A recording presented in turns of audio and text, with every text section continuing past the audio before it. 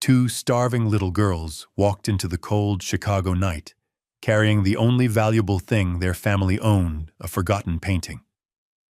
They only wanted food, but when a lonely billionaire looked at that painting, his world collapsed. Because the hungry children standing before him were the family he lost forever. Chicago's skyline always looked like it was made for people who never had to count pennies. Glass towers caught the last band of sunset, turning the city into a postcard, warm, glossy, untouchable. But inside apartment 5E, the air felt thin and cold, as if the building itself had learned how to hold its breath. Piper Wren opened the refrigerator for the third time that day. Not because she expected food to appear, she wasn't that kind of foolish, but because her stomach kept asking the same question over and over, like a small animal scratching at a locked door. The dim bulb inside the fridge revealed the same bleak inventory as before: a half-empty bottle of water, a hollowed-out tub of butter scraped so hard you could see plastic, and a few forgotten condiment packets curled at the edges like dried leaves. No eggs, no leftovers, no bread, no fruit. Nothing that could become dinner. Piper shut the door gently, like slamming it might make the emptiness worse. At the small kitchen table, her twin sister Harlow spun a worn-down pencil between her fingers. The pencil was chewed near the eraser, and the tip had been sharpened so many times it was almost too short to hold. Across from her, the other twin, Hadley, sat curled on a chair that swallowed her small body, hugging her stomach as if she could quiet it with pressure. Anything Harlow asked, trying to sound casual, trying to be brave the way adults were brave in movies. Piper swallowed. Nope. Nothing. Hadley's face tightened, the muscles around her mouth pulling like she was holding back tears. She was 6 years old, but hunger had taught her a grown-up lesson: crying didn't fill an empty kitchen. It just made your head hurt. In the living room, their mother, Maris Wren, 35, sat with the classifieds spread across her lap like a battlefield map. A red pen hovered over the paper, circling job listings that promised immediate hiring and great opportunity. The circles were getting fewer.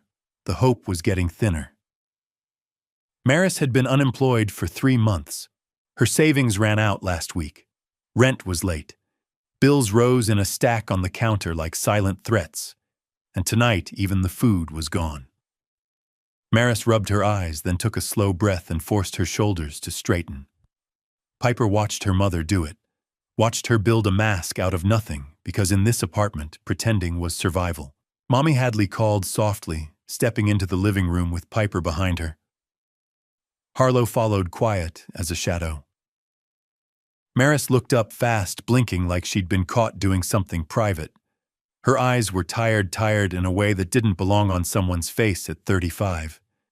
She forced a smile anyway, the kind moms learn when they don't have answers, but refused to hand their fear to their children. "We're hungry," Harlow said, voice small but steady. Maris set the newspaper down and pulled them into her arms, all three at once, kissing the tops of their heads as if love could replace dinner. "I know, babies. I know." Her voice cracked for half a second, then steadied. "Tomorrow will be better. I promise." The twins didn't argue. They didn't whine. They just exchanged a look, one of those twin looks that said a whole paragraph without words. They had heard tomorrow for days. Maris guided them back toward their bedroom, turning off lights to save electricity, moving carefully so she wouldn't show how heavy her body felt. The bedroom was tiny, 2 narrow twin beds, a dented dresser peeling paint that flaked near the baseboards. The radiator clicked and sighed like it was old and irritated. And on the wall, in a dark wood frame, hung the one thing in the apartment that looked expensive, like it belonged to a different life: a hand-painted family portrait. It showed a formal group standing in front of a grand estate, white columns, wide porch trees that looked like they'd been planted by someone who never worried about winter heating. The faces were serious, the kind of serious that came from being raised in comfort. Piper had asked once who they were. Maris had answered quietly, "My grandparents. Great-grandparents. The family I came from." Her gaze had lingered on the painting like it was a door to a place she couldn't return to. "It's the only memory I have," she'd said. Tonight, Hadley crawled onto her bed and clutched her stomach. "I can't sleep when I'm hungry." Piper looked at her sister, then at the painting. The frame caught the light from the hallway, shining faintly, almost smug. Harlow sat on her bed, staring at that portrait, as if it could speak. Her eyes narrowed, not angry, not exactly, but determined. In Harlow's mind, something began to form. A plan that felt wrong, and yet felt like the only thing left. "What if we sell it?" Harlow whispered. The words landed in the room like a dropped glass. Hadley sat up so fast her blanket slid to the floor. "Mommy's painting," she breathed, as if saying it too loudly might summon punishment. "She'll be sad." Harlow nodded, and for a moment her brave face cracked. "I know, but she's sadder when we're hungry." Hadley opened her mouth to argue, then paused. Her stomach answered first, a deep, embarrassing growl that made her cheeks burn. Piper stared at the portrait. She imagined her mother's face if the painting disappeared. The way Maris sometimes looked at it when she thought the girls weren't watching, like she was holding on to the last thread of her old life. "We can buy food." Harlow insisted, voice trembling with the weight of responsibility she should never have carried. "Real food. And then we tell Mommy. We explain." Hadley shook her head, half scared, half tempted. "How do we even sell a painting?" Harlow pointed toward the window, toward the glow of downtown beyond the neighborhood's dark streets. "Rich people. They buy fancy stuff. They'll pay." Piper swallowed hard. The plan sounded like something from a storybook, except storybooks didn't talk about what could happen to two 6-year-old girls outside at night. But hunger didn't care about danger. Hunger only cared about now. They waited until the apartment went quiet. Maris, exhausted from searching and worrying, finally fell asleep on the couch with the newspaper still open on her lap. Her face looked softer in sleep, like the mask had slipped. Harlow climbed onto a chair and carefully lifted the painting off the wall. It was heavier than she expected, the weight pulling her arms down. Piper rushed to steady it, heart hammering.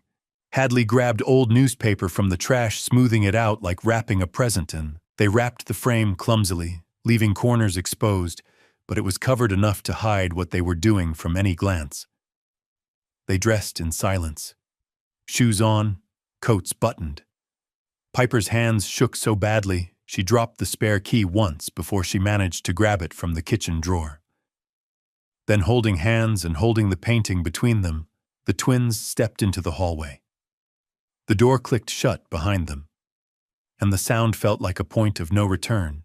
The hallway outside apartment 5E smelled like old paint and damp carpet. The overhead light flickered, buzzing like it couldn't decide whether to stay on.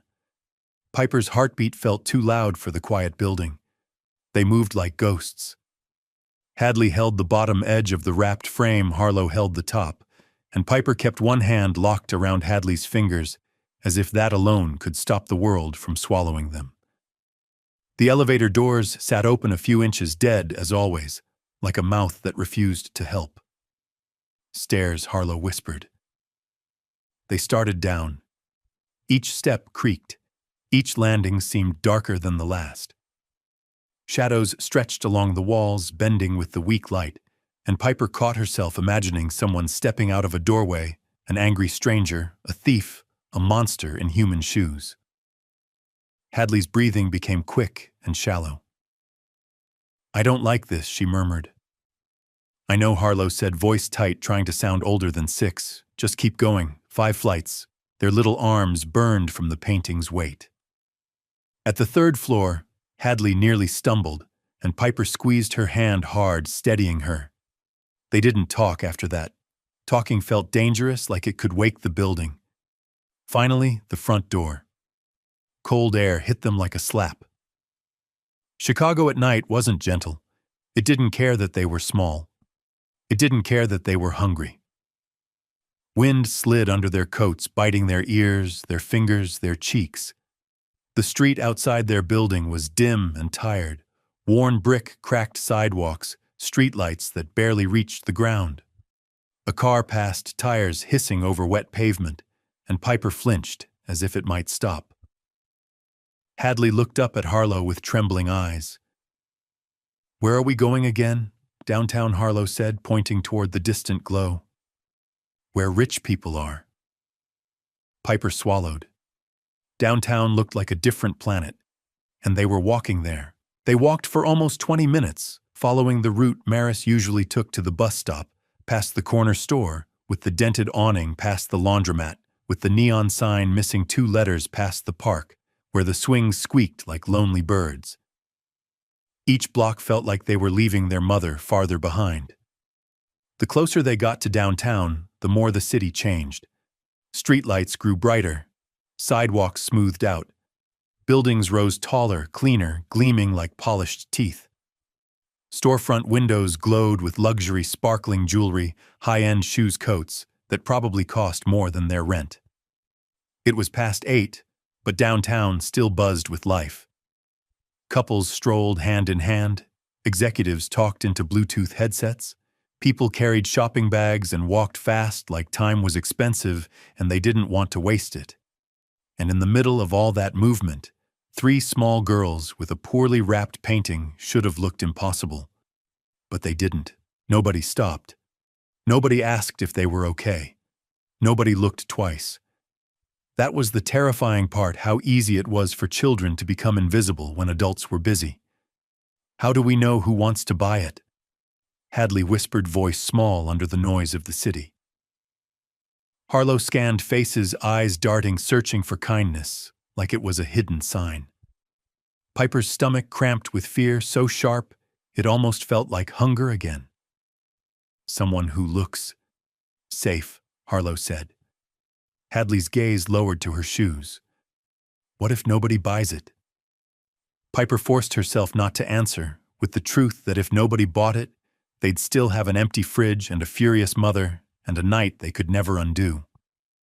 Instead, Piper lifted her chin and stared at the bright world around them, like she belonged there.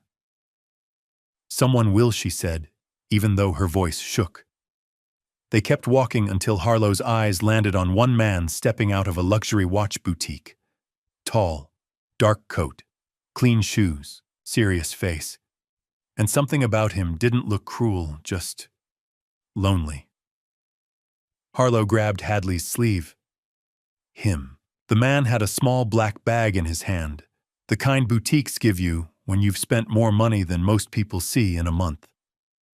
He moved toward a sleek car parked at the curb, reaching for the door handle like the night belonged to him.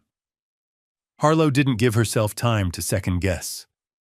She hurried forward, tugging Hadley along Piper right behind the wrapped painting, bumping against their knees. "Mr. Harlow," called, voice cracking. "Mr. Please?" The man paused.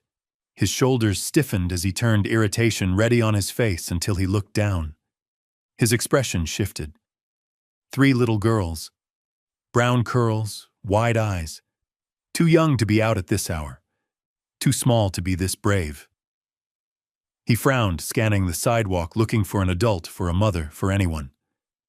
"Where are your parents?" he demanded, not angry, worried. "What are you doing out here alone?" Hadley lifted the painting like it was a shield. "We want to sell this." The man's gaze locked onto the newspaper-wrapped frame. He looked around again, as if he expected someone to jump out and explain this like a prank. "This is dangerous," he said, voice lower now. "You shouldn't be out here. It's not safe." Piper's throat tightened. She could feel her courage slipping like water through fingers. If he said no, she didn't know what they would do. "Please," Hadley insisted, eyes shining. "We just want to buy food." The simplicity of the words hit the man in the chest. It wasn't dramatic. It wasn't begging for toys or candy. Food. His jaw flexed. Something softened in his eyes, and for a moment he looked like he was remembering a pain he'd spent years burying. He crouched slightly, bringing his face closer to theirs, so he didn't tower over them. "Let me see," he said, voice gentler. Harlow carefully held out the painting. The man took it with both hands, oddly respectful, and began unwrapping the newspaper. The paper rustled in the cold night air. The dark wood frame appeared, and as the last layer came off, the man's face changed so suddenly it made Piper's stomach drop. His eyes fixed on the portrait like it had just called his name. His hands began to tremble, and then impossible, shocking tears filled his eyes. He stared at the painted faces at the grand estate in the background, and his voice came out broken. "Oh my God." Piper froze, because whatever was in that painting had just shattered him. For a long moment, the man simply stared. The city noise faded into the background. Cars passed. People laughed somewhere down the block. A taxi horn blared. But for Grayson Voss, the world had narrowed to the painting in his hands. The dark wooden frame, the pale country house, the faces. His chest tightened like an invisible fist had closed around his lungs. Because he knew this painting.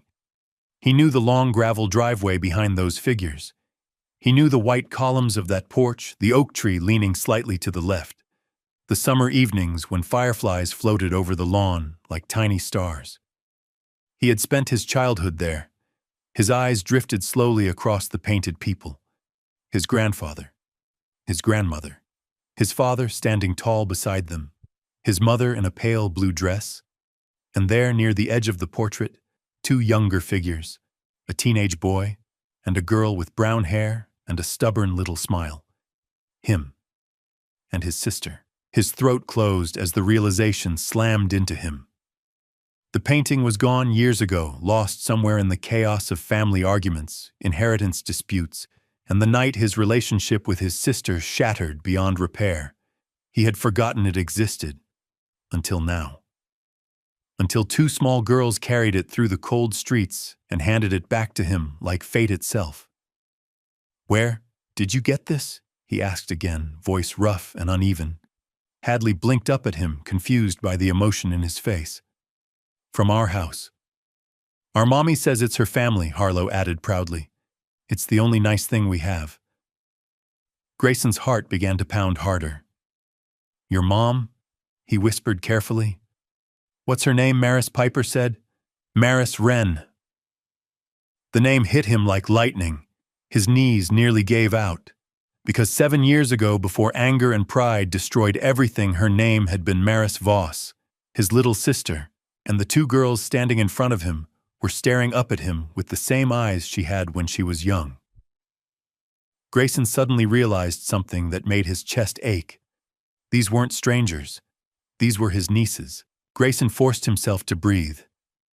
The girls were still watching him with cautious curiosity, unaware that their small world had just collided with his in the most impossible way. "Are you hungry?" he asked again quietly. All three nodded instantly. The movement was so quick and hopeful it nearly broke him. "Come on," he said. "Let's get something to eat." He led them across the street into a small diner glowing with warm yellow lights. Inside, the smell of grilled meat and fries filled the air like a promise.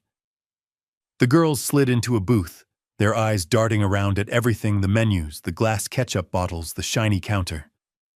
"Order anything you want," Grayson told them. "Anything?" Harlow asked in disbelief. "Anything." They ordered burgers, fries, and milkshakes like children who weren't sure if the chance might disappear if they waited too long.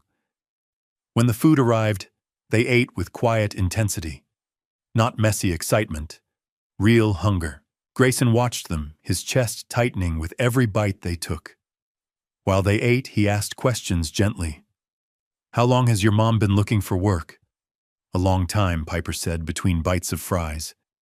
"She reads the newspaper every day." "And where do you live?" "Old building," Hadley answered proudly. "5th floor, elevator broken." Grayson pictured Maris climbing those stairs day after day. "And your father?" he asked carefully. The twins exchanged confused looks. "We don't have one," Harlow said simply. "Mommy says he was nice," Hadley added. "But he went to heaven before we were born." Grayson stared down at the table. Maris had been alone all this time. He had spent the last 7 years building companies, buying luxury watches, attending galas, and his sister had been struggling to raise twins alone. The guilt spread through him, slowly, heavy, and undeniable. Suddenly, Hadley spoke again. "Mommy cries when she looks at the painting sometimes." Grayson swallowed hard. "That painting," he said quietly, "is from your family." They smiled proudly. To them, he was just the man who bought their painting. But to him, this dinner had just changed his life. When the girls finished their milkshakes, Grayson leaned back in the booth watching them.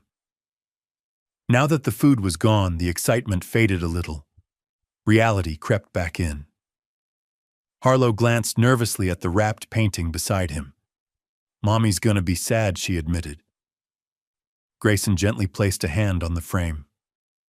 "I'll keep it safe," he said softly. "Maybe one day it will come back to you." The girls nodded, relieved. Then Hadley asked the question that had been waiting since the beginning. "How much are you going to pay for it?" Grayson smiled faintly. He pulled his wallet from his coat. "I'll give you $100, he said. The twins froze. For a moment, they didn't move at all. "That's a lot," Piper whispered. Grayson placed the bills carefully into Harlow's small hands. "Buy food," he said. "For you and for your mom." Hadley's face lit up. "Mommy will be so happy." They climbed out of the booth, clutching the money like it might disappear. Before leaving, the girls did something that caught Grayson completely off guard. They hugged him. 3 small arms wrapped around his waist. "Thank you," Harlow said. "For the burgers," Hadley added, "and the money," Piper finished. Grayson felt a lump rise in his throat. "You're welcome," he managed. The twins hurried out of the diner, already whispering excitedly about what groceries they would buy.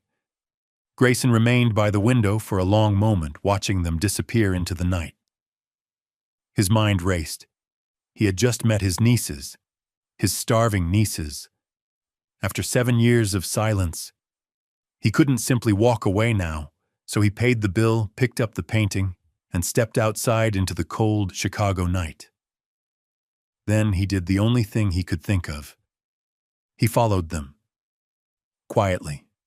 Because he needed to know where his sister lived, and what kind of life she had been forced to build without him. Grayson Voss kept his distance. He followed the girls from the other side of the street, careful not to frighten them.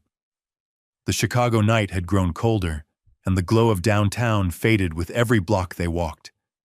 The twins moved quickly, their small figures bundled in thin coats, clutching the grocery bag they had just filled with food. Every few steps, they whispered excitedly to each other. Grayson couldn't hear the words, but he could imagine them. Bread, apples, milk, maybe cereal. Normal groceries that meant survival in their world. The further they walked, the more the city changed again. The bright storefronts disappeared.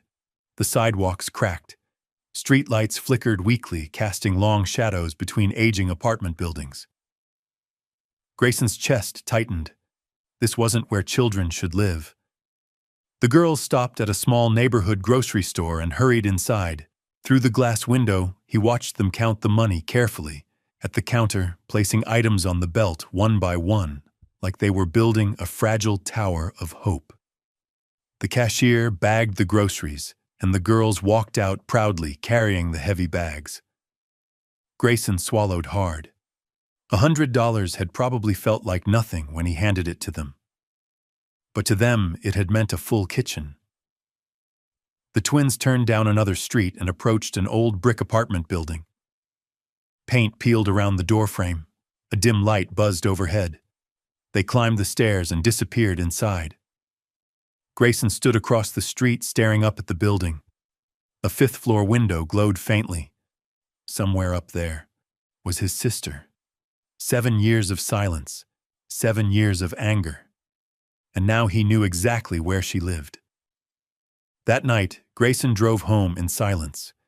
His mansion stood in one of Chicago's wealthiest neighborhoods, glass walls, tall iron gates, and a long driveway lined with trimmed hedges that looked like sculptures. Normally, the house impressed visitors. Tonight, it looked enormous and painfully quiet. He walked through the foyer, his footsteps echoing across marble floors. The staff had already gone home for the evening, leaving the house perfectly arranged and completely lifeless. Grayson set the wrapped painting against the wall in his office. For a long moment, he just stared at it. The same painting that once hung in their childhood home. Back then, the Voss family had been powerful, wealthy, respected. But beneath the polished image had always been tension, expectations, pressure, arguments about the future. Grayson had chosen business, discipline, control. Maris had chosen love. 7 years ago, when she fell in love with Caleb Wren, a mechanic from the South Side, Grayson had exploded with anger. He believed she was throwing away the family legacy. They fought. Harsh words were spoken. And then Maris walked away. Grayson remembered the last thing he had said to her. "If you leave this family, don't expect to come back." The words had felt powerful at the time. Now they felt like a weapon he had used against himself. He sank into the chair behind his desk and rubbed his eyes. Somewhere across the city, his sister had been raising 2 children alone, while he built a billion-dollar empire. And tonight, those children had tried to sell a family heirloom just to buy food. Grayson looked at the painting again. Then he whispered something to the empty room. "I'm fixing this." 3 days passed before Grayson found the courage. During those days, he couldn't focus on work. Meetings blurred together. Reports piled up unread. His mind kept returning to the same image. 3 small girls standing in the cold, asking a stranger for help. On the 4th evening, he drove back to the old apartment building. The air smelled of rain and asphalt. The same dim light buzzed above the entrance. Grayson stepped inside. The stairwell was narrow and worn. Paint peeled along the railings. Each step creaked under his polished shoes. 5 flights. His chest felt heavier with every step. By the time he reached the 5th floor, his heart was beating like he'd run a marathon. There were only 2 doors in the hallway. One of them had a faded welcome mat. From inside, he heard children laughing. Grayson froze. He recognized the sound instantly. The twins. His nieces. For a moment, he almost turned around. 7 years of distance had built a wall between him and this door. But the memory of their hungry faces pushed him forward. He lifted his hand and knocked. 3 soft taps. The laughter inside stopped. A woman's voice came through the door, cautious and tired. "Who is it?" Grayson's throat tightened.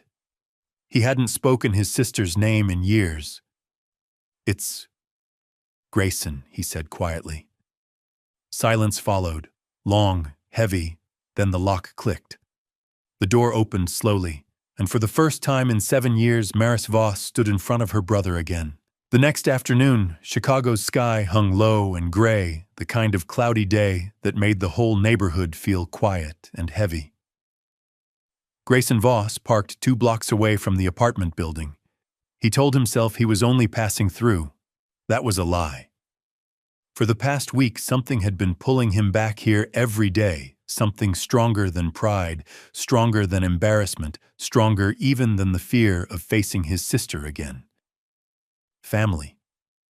He walked slowly down the sidewalk, hands in his coat pockets, trying not to look like a man searching for something. Then he saw them. The twins.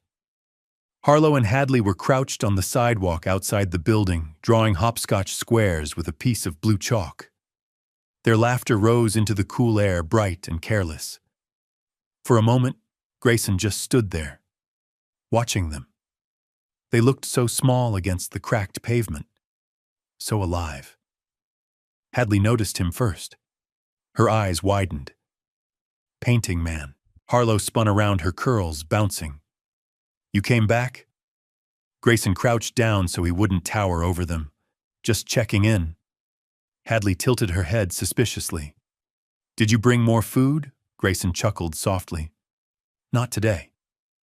The twins didn't seem disappointed. They were simply happy he was there. Children had a strange way of forgiving people they barely knew. They talked for a few minutes about school, about their favorite cartoons, about how Hadley thought pigeons were secretly spies for the government. Grayson laughed more in those 5 minutes than he had in months. Then Harlow suddenly said something that cut straight through him. "Mommy cried last night." Grayson's smile faded. Why, Harlow shrugged. "She looked at the painting space on the wall," Hadley added quietly. "She thought we were sleeping." Grayson stared down at the chalk squares beneath his feet. 7 years ago, he had walked away from his sister believing she had betrayed the family. But the truth was far simpler. He had abandoned her. The twins watched him carefully, sensing the shift in his mood. Then Hadley asked the question that changed everything. "Are you going to disappear too?" Grayson looked at the two little faces staring up at him. Hope, fear, trust. "No," he said firmly. He extended his pinky finger the way children did when making serious promises. "I'm not going anywhere." The next evening, Grayson arrived with groceries. Not just a few things. 2 heavy paper bags filled with real food, fresh vegetables, milk, eggs, bread, fruit, pasta, and a small chocolate cake wrapped in plastic. The twins' eyes nearly exploded when they saw the bags. "For us," Hadley asked. "For your family," Grayson said. He also carried something else. 2 identical teddy bears. Hadley gasped. "They match like you two," Grayson said. Harlow hugged hers so tightly, the bear's fur flattened instantly. Hadley did the same, rocking hers back and forth. The girls immediately began eating the apples he had brought, biting into them like they were candy. Juice ran down Hadley's chin. Grayson suddenly realized something painful. Fresh fruit had probably been rare in their home. They sat on the sidewalk together, while Grayson read them a short children's book he had picked up at the store. He exaggerated the voices, making the villain sound like a pirate and the hero like a confused chicken. The twins laughed so hard, they rolled onto the concrete. For a few minutes, the world felt simple. Then the apartment door opened. Maris stepped out onto the stairs. She had been watching from the window. Her arms were crossed tightly across her chest, her expression guarded. Her eyes moved from Grayson to the grocery bags, to the teddy bears in her daughter's arms. The girls ran toward her excitedly. "Mommy, look," Hadley said. "He brought us apples," Harlow added. Maris didn't smile, but she didn't yell either. She walked slowly down the steps until she stood face to face with her brother. "You're buying their love," she said quietly. Grayson shook his head. "I'm feeding my nieces." The tension between them hung in the cool evening air. Finally, Maris exhaled slowly. "You can carry the groceries upstairs," she said. It wasn't forgiveness, but it wasn't rejection either. And for the first time since he knocked on her door, Grayson felt something shift. The wall between them had cracked. Grayson lifted the grocery bags. They were heavy, but not nearly as heavy as the silence between him and Maris. The twins raced ahead up the stairwell, their new teddy bears bouncing against their arms as they climbed. Grayson followed behind Maris. Step, step, step. 5 flights felt longer than any staircase he had ever climbed. The stairwell smelled faintly of dust and detergent. The railing was worn smooth from years of use. Half the lights flickered. Grayson imagined Maris climbing these stairs every day, sometimes with groceries, sometimes with tired children, sometimes with nothing but worry. When they reached the apartment, Maris unlocked the door and stepped aside so he could enter. The space looked exactly the way he remembered from the night he visited. Small, neat, tired. The twins immediately began unpacking the groceries like it was Christmas morning. "Milk," Hadley shouted. "Bananas," Harlow added. They arranged everything on the counter while Maris stood quietly beside the table. Grayson set the last bag down. For a moment, neither of them spoke. Finally, Maris said without looking at him, "You don't need to keep doing this." "Yes, I do," Grayson replied softly. Why, the question hung in the air. Grayson searched for the right answer. I missed 7 years, he said finally. Maris looked up. Pain flashed across her face before she could hide it. You didn't miss them, she said quietly. You chose to stay away? Grayson nodded slowly. You're right. Maris stared at him for a long moment as if trying to decide whether he deserved to stand in her kitchen. Then she turned toward the stove and began putting the groceries away. You can stay for dinner, she said. Grayson blinked in surprise. It was such a small sentence, but it carried something enormous. Because it was the first time in 7 years that Maris had invited her brother into her life again. Dinner that night was simple. Pasta, garlic bread, and a salad made from the vegetables Grayson had brought. But inside the small apartment kitchen, the air felt strangely warm, warmer than the room had probably felt in months. The twins sat at the table, swinging their legs while they ate, talking non-stop about school cartoons and the names they had already given their new teddy bears. Mine is Captain Biscuit Hadley, announced proudly. Harlow shook her head. That's not a good name for a bear. It is if he's a pirate. Grayson chuckled quietly, surprised by how natural the laughter felt. Across the table, Maris watched him carefully. Not smiling, not angry, just studying him like she was trying to understand whether this version of her brother was real or temporary. When dinner ended, the girls brushed their teeth and climbed into their beds in the small bedroom. Good night, Mommy, Harlow said sleepily. Good night, painting man, Hadley added. Grayson smiled. Good night, pirates. Within minutes, the twins were asleep. The apartment fell quiet. Only the soft hum of the refrigerator and the occasional rattle of the old radiator filled the silence. Maris sat down across from Grayson at the kitchen table. For a long time, neither of them spoke. Then she finally broke the silence. Why now? She asked quietly. Grayson looked at his hands resting on the table. I didn't know about them. That's not what I asked. He lifted his eyes. Maris's expression was calm, but her eyes held years of pain. You didn't care about my life for 7 years, she said. Why do you suddenly care now? Grayson inhaled slowly. Because the truth had nowhere left to hide. I thought you chose to leave the family, he admitted. I thought you didn't want anything to do with us. Maris laughed softly. It wasn't a happy sound. I left because you made it clear I wasn't welcome. The words landed between them like a stone. Grayson felt the weight of them settle into his chest. Caleb loved me. Maris continued quietly. He wasn't rich. He didn't have a fancy last name. But he was kind. And you hated him for that. Grayson closed his eyes briefly. He remembered the fight, the shouting, the cruel things he had said about Caleb being beneath the family. He died 3 months before the girls were born, Maris said. Grayson's head snapped up. I called you, she continued, voice trembling slightly now. I told you I was pregnant. I told you I didn't know what to do. Grayson's stomach twisted. And you wired money, she said. A lot of it. Her eyes glistened. But you didn't come. The room fell silent again. Grayson felt tears burn in his eyes. He had believed money could solve problems. But sitting here now in this small apartment, he understood how wrong he had been. I was a coward, he said quietly. Maris wiped at her cheek quickly, as if annoyed with herself for letting emotion slip through. You were arrogant, she corrected. Grayson nodded. Yes. Another long silence passed. Then he leaned forward slightly. I can't change what I did, he said, but I can change what happens next. Maris studied him carefully. For the first time since he walked back into her life, her expression softened. Just a little.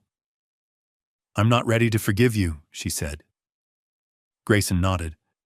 I understand. Maris looked toward the bedroom where the twins slept peacefully. Then she spoke again, more quietly. But I'm willing to see if you've really changed. And in that moment, something fragile began to rebuild between them. The following evening, the sky above Chicago turned a pale orange as the sun sank behind the buildings. The light filtered through the apartment window, painting long shadows across the small kitchen floor. Grayson sat at the same table where they had spoken the night before. Maris was washing dishes at the sink, moving slowly, thoughtfully. The conversation from the previous night still lingered in the air between them, heavy but honest. Neither of them pretended the past had been fixed, but the silence no longer felt hostile. It felt cautious. The twins were in the living room, building a castle out of cardboard boxes and old magazines. Their laughter drifted down the hallway like music. Grayson watched them for a moment before speaking. "Maris," he said quietly. She didn't turn around yet. "Yes, I've been thinking about something." She dried her hands on a towel and leaned against the counter, waiting. Grayson hesitated. This wasn't a business negotiation. There was no contract, no strategy, no guaranteed outcome. Just family. "My house is too big," he said finally. 6 bedrooms, a garden, a pool, rooms no one even uses. Maris raised an eyebrow. "That must be very difficult for you." Grayson almost smiled. "I want you to move in." The words hung in the air. The twins' laughter from the living room suddenly seemed very far away. Maris blinked slowly. "I'm sorry," she said. "What you and the girls," Grayson continued carefully. "Move into my house."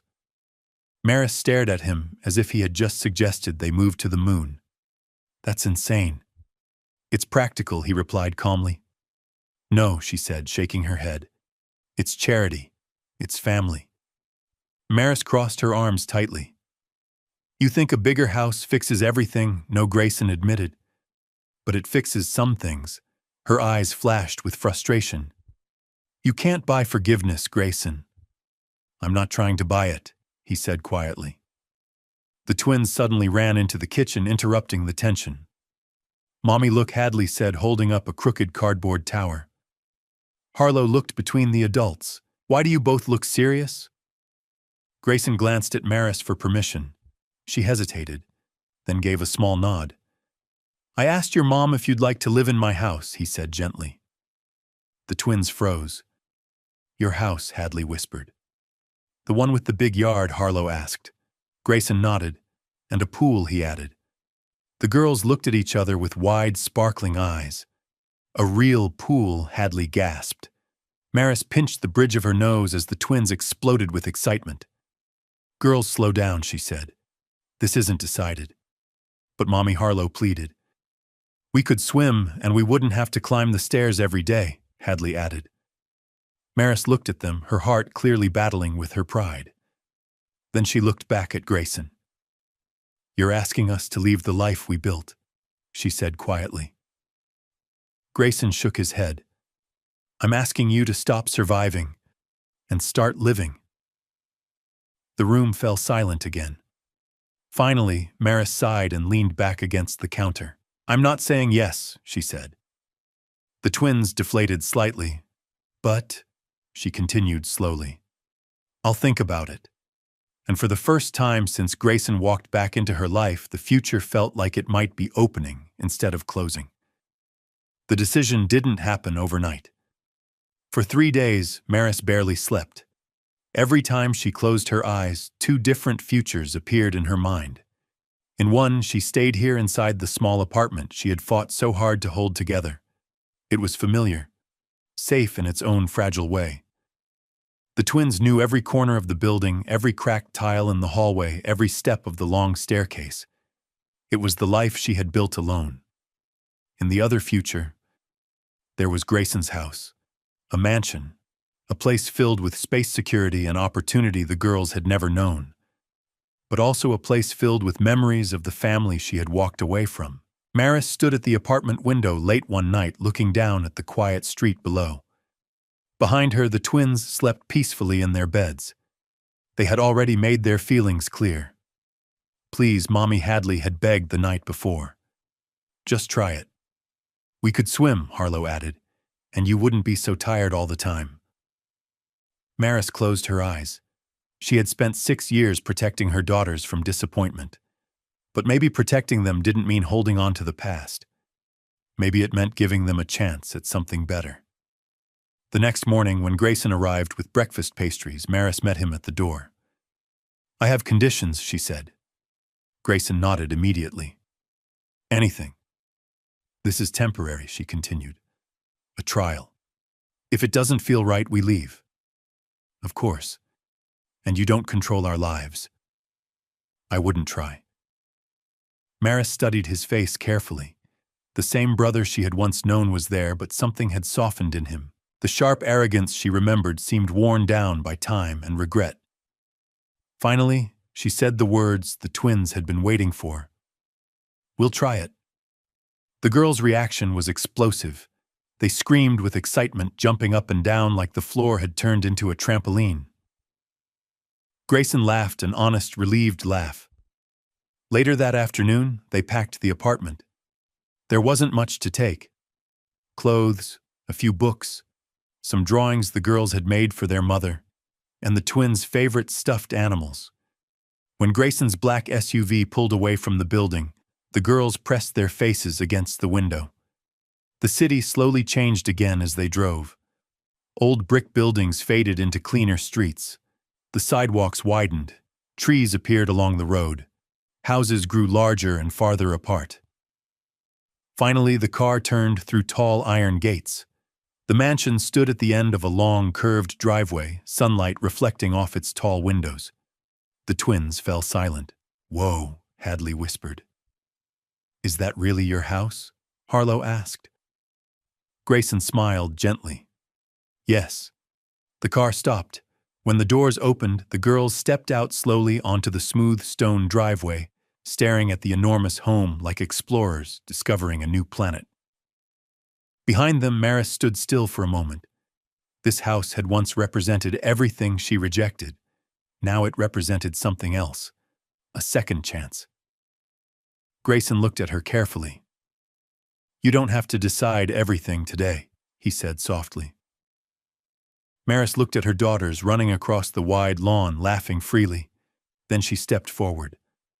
"Let's see what happens," she said. 2 months passed.